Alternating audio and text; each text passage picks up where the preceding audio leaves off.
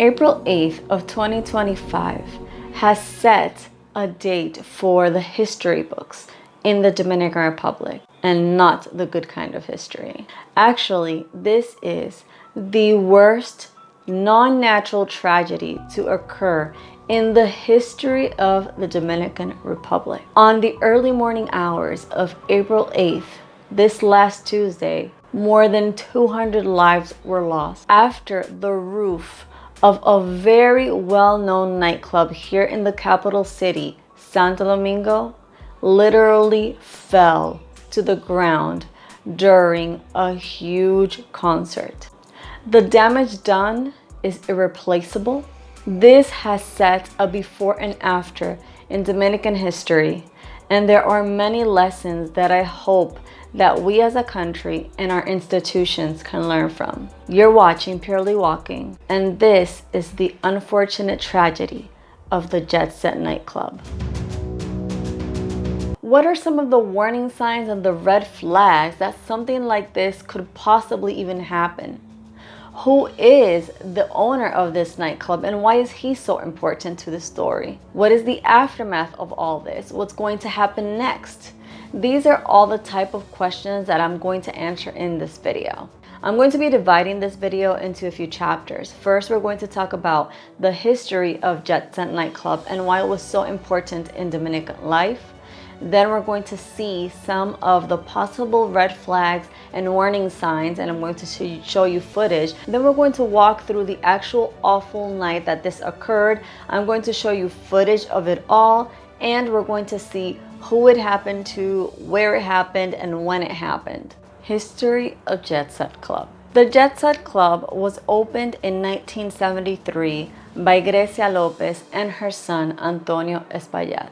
Just as his name would have it, Jet Set became a place where the jet setters and the Dominican elite frequented. Because of his frequent concerts of tropical music, of merengue, salsa, and bachata, Jet Set had been confirmed as a cultural icon for Dominican nightlife.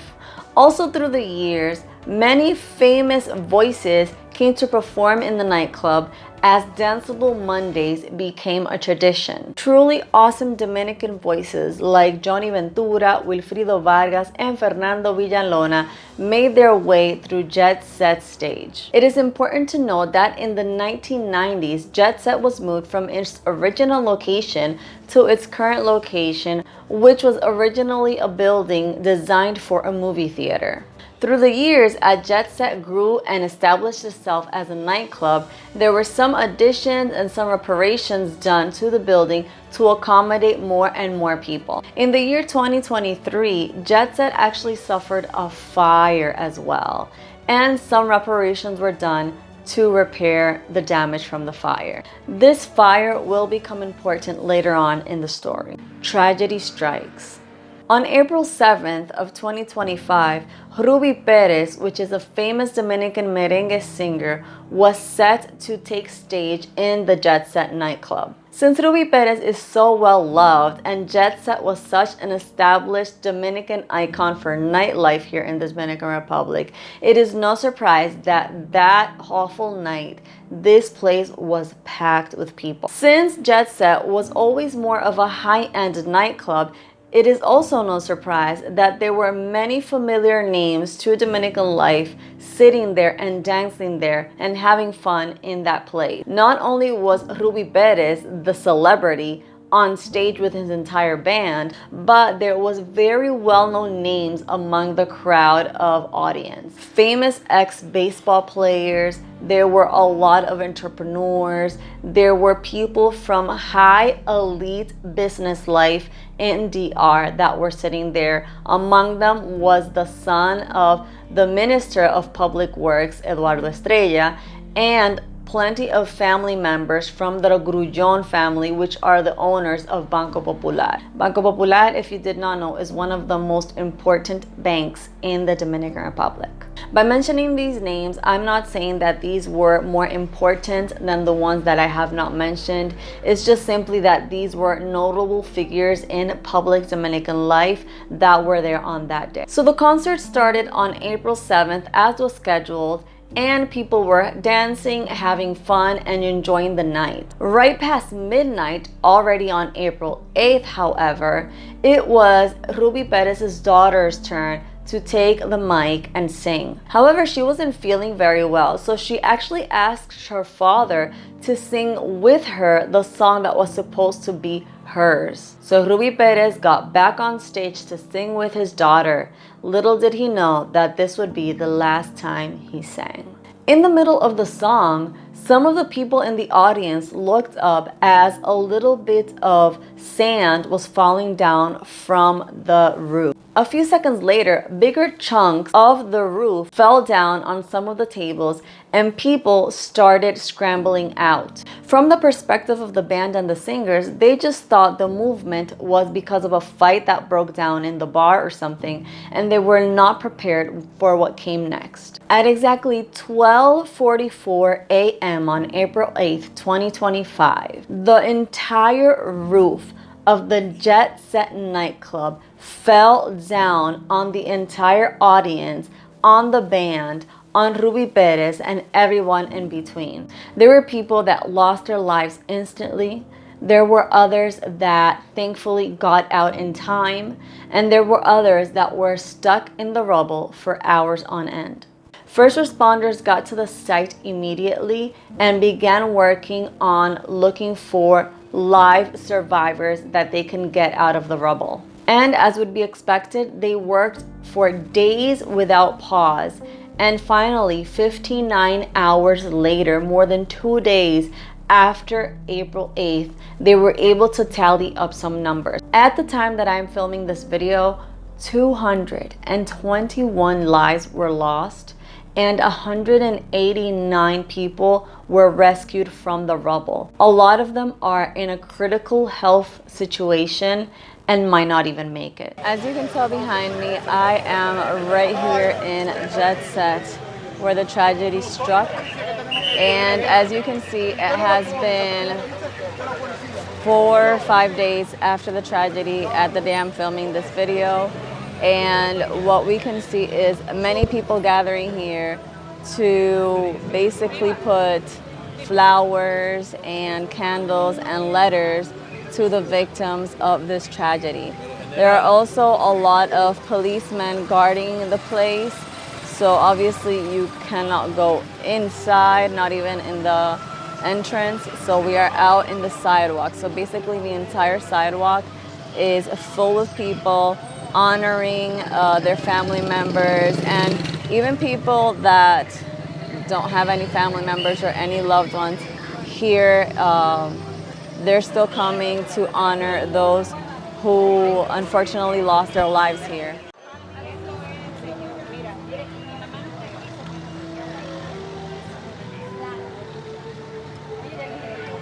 It's so difficult to see how happy these people were, and what was supposed to be such a happy occasion turned into tragedy. And what's even more startling is that there is still a sign up of Ruby Perez up there, right in front of the Jet Set nightclub. Him laughing and smiling, 7th of April, the night that he began his concert. And he didn't know that it would end in tragedy for him and so many others.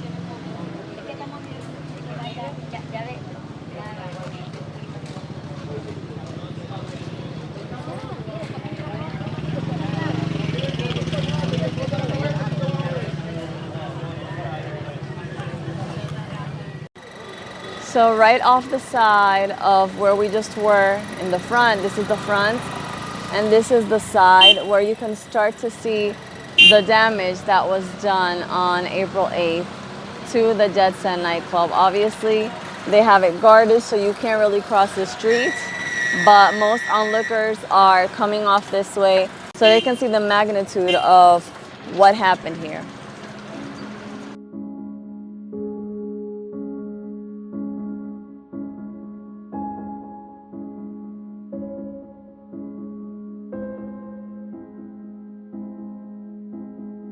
I just want to take a moment to thank all the first responders that were there. There were actually voluntary firefighters that were trying to take people out of the rubble over there. There are also unnamed heroes that I've been hearing about, people pushing others out of the way before something landed on them, and other stories that survivors have told. Undoubtedly, this is heart-wrenching, and this has no precedent in Dominican history. This sets a before and after, and we will never forget. Some of the victims involved Ruby Perez himself, which was the star and the host and the reason why people were there gathered to watch him sing.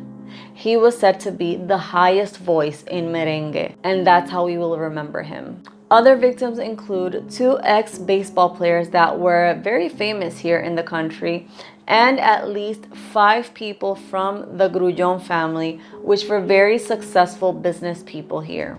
Warning signs and red flags. Now what do we have? We have questions. Were there any warning signs that could have given us a clue that this could happen? I believe there are, and I'm going to show you some footage. First of all, we have the great amount of weight that this roof was carrying. Remember how I said before that Jet Set had gone through some remodels because of their growth as a business? Well, some of those remodels seem to include some weight put on the roof, and a quick Google Earth search can show you just how much weight was put on the roof of this place. And if you notice, inside there are no columns actually supporting all of this weight, so it is unknown how engineers were able to put all these water tanks, little huts that appear to hold things inside, and all of these air conditioning units on top of this roof that had no columns inside to hold it up. Just a disclaimer, I don't want to say that this exactly caused the falling down of the roof, because this is an ongoing investigation by authorities. I'm just giving you some of the facts that have been going around, and you can make up your mind as to what happened as we wait for the final verdict in this sense by the official report. Remember how I said that there was a fire in Jet Set in 2023? Well, it is important to note that after a fire, the beams and the structure can actually be affected. So if you only repair the outside damage to make it beautiful again, it is possible that the damage has already been done internally in the structure, compromising its integrity and its strength to hold up any weight. Also, a video has been floating around of another famous singer, Anthony Santos. He was actually in Jet Set nightclub back in 2018 or 2019, and this happened when he was on stage. Ahora oye, y ahora viene. Voy para allá, voy a buscar.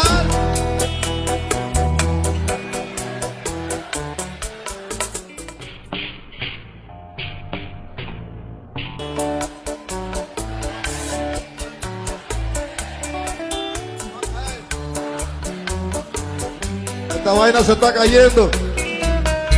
Bendita sean todas las mujeres.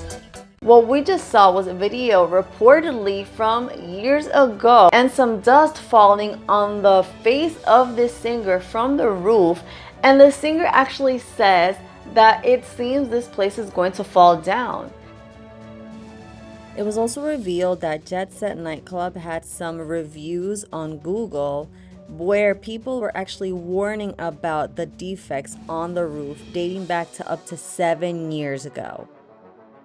Isn't that strange to know that this happened years ago and nobody looked into this? Now, if we go further in the timeline to just a few days before this awful tragedy, we can see people that reported seeing some of the employees of the nightclub actually cleaning up some dust that was falling from the ceiling. So this dust was falling from the ceiling days and even years before this entire tragedy, and no one managed to look into this, to denounce this, So it's pretty incredible. So with all this information, allegedly of course, it is my opinion that yes, there were red flags and there were warning signs that could have shown us or given us clues that something had to be done with the roof of this nightclub. Liability and hidden evidence. Obviously, people that are angry about what happened, especially those who have lost a loved one, are trying to look for the people responsible to make them pay. The daughter of Ruby Perez has actually come out and officially said that she is going to sue the owner of the nightclub, Antonio Espaillat. ¿Piensan demandar? Claro que sí, sin pensarlo. Claro que sí. ¿Sabes por qué? Porque eso fue negligencia. The thing is, Antonio Espaillat is kind of a powerful man in this country because not only is he the owner of this nightclub, but he is also owner of many other businesses that are very famous in town, especially a media conglomerate called RCC Media. So he is the owner of a lot of radio stations that host many very important programs for Dominicans. Of course, the owner of the business, Antonio Espaillat, is the one that people are pointing to as the person that has to answer for all of this, because the speculation is, as the evidence that I previously showed you, is that there was negligence in the upkeep, the maintenance of this building, and of course negligence above that because they put so much heavy weight on the structure without verifying if this was appropriate, if it was even legal, if it was up to code.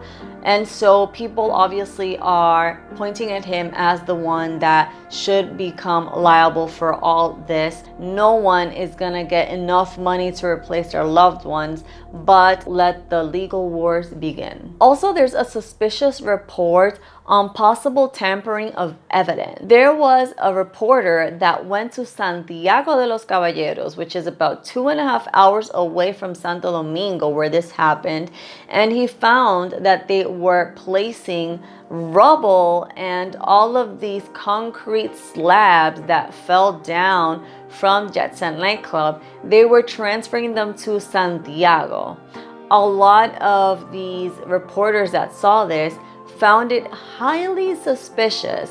Why would they transfer big chunks of rubble from Jet Set nightclub here in the capital to somewhere that is more than 100 kilometers away from here, 2.5 hour drive to Santiago? That is highly suspicious, and some of these people are alleging possible tampering of evidence. So a lot of people are alleging that this is a possible bad hand at play here, and that they are destroying evidence or trying to tamper evidence so that if any of this comes to trial in the future, they're not going to have a lot of evidence with them to say why things happen and who is to be held liable. What do you guys think? I want to know in the comments. Finally, I want to end this video on a lesson that we can all take with us, and that is that life is short and we have no idea when it's going to be our last day. Let's love our families, love everyone around us, be present, be in the moment, and don't take anything for granted. I think this was the saddest video I've ever had to make. I am praying for all the families that have had people affected. And so this is just a time for solidarity between us Dominicans. And I know that we will make it. I know that we are resilient. Guys, this is me signing out from Santo Domingo, and I will see you in my next video.